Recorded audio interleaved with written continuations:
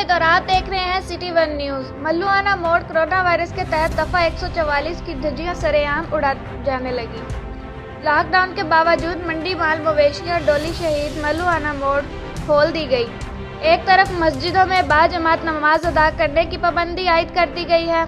खरीदो फरोख्त के लिए कोरोना वायरस फैलने के खदशे की वजह से बाजार तक बंद कर दिए गए हैं।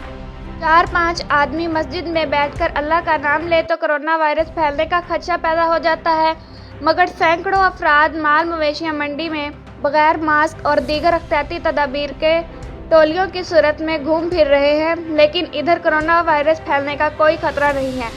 ये है नया पाकिस्तान और तब्दीली।